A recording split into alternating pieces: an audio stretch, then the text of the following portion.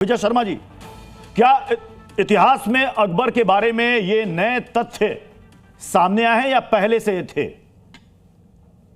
देखिए प्रत्युष जी, तथ्य तो पहले से ही थे और ये सब सर्वविदित है कि एक आक्रांता महान कैसे हो सकता है। ये तो सामान्य ज्ञान वाला व्यक्ति भी समझ सकता है। आपने इतिहास में या विश्व में कहीं देखा है कि एक आक्रांता को महान बना दिया गया है? तो ये तुष्टीकरण की राजनीति के अलावा और कुछ नहीं है जो इस तरह की बात करें। जो अपने हरम में 5000 औरतें रखता हो, जिसने सूरत में 2 ईसाई व्यक्तियों के इसलिए कटवा दिया, अपने हाथों से काटा हो कि उसने इस्लाम नहीं अपनाया था, उस आदमी को आप महान कैसे बता सकते हो? एक राजा से अगर कोई मिलने जाता है, कहता है कि उसकी जितनी उम्र है इतनी मुद्रा लाई है, उसको आप महान कैसे कह सकते हो? राजाओं का हरा के उनकी बेटियों को, बहनों को जिसने अपनी पत्नी बनाया उसको कैसे आप महान बता सकते हो? तो ये तो साक्ष्य है उसके खिलाफ। लेकिन कुछ लोग हैं, किस तरह से आपने देखा होगा टीपू सुल्तान के बारे में जयंती मनाई जाती है, ग्लोरीफाई किया जाता है, उसका चेहरा कितना सुंदर बनाया जाता है जबकि वो कितना बुरा आदमी था।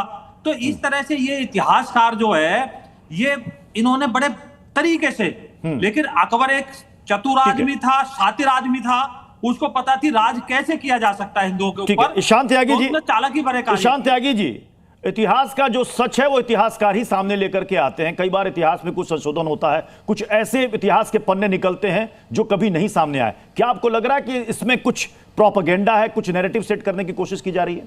ईशान त्यागी जी। प्रत्युष जी, सबसे बड़ी दिक्कत यह है कि पहले इतिहासकार इतिहास लिखते थे और आज की डेट में भारतीय जनता पार्टी और आरएसएस वाले इतिहास लिखने लगे हैं। यह अज्ञानता का जो परिचय अभी हमारे मित्र ने यहां पर दिया, शर्मा जी ने, उसकी मैं अभी एक एक करके उसकी आपको हवा निकालने का काम करता हूं। देखिए प्रत्युष जी, सारी बात जो आती है ना, ये घुमा फिरा के ये एक दो तरह के जो अंतर है उस पर आती है।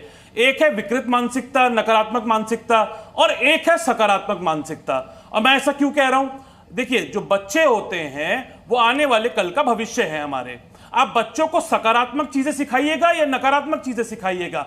जब उनका ब्रेन डेवलपमेंट हो रहा होता है, जब इतनी छोटी कक्षा में, इतनी छोटी उम्र में उनका ब्रेन डेवलपमेंट हो रहा है, तो आप उनको अच्छी बातें सिखाइएगा या धार्मिक अराजकता सिखाइएगा? पहली बात तो, पहला प्रश्न तो ये उठता है। अब दूसरी बात, आप उनको साइंटिफिक टेम्परामेंट सिखाना चाहते हैं या फिर दूसरे धर्म के खिलाफ उनको भड़काने का काम करना चाहते हैं?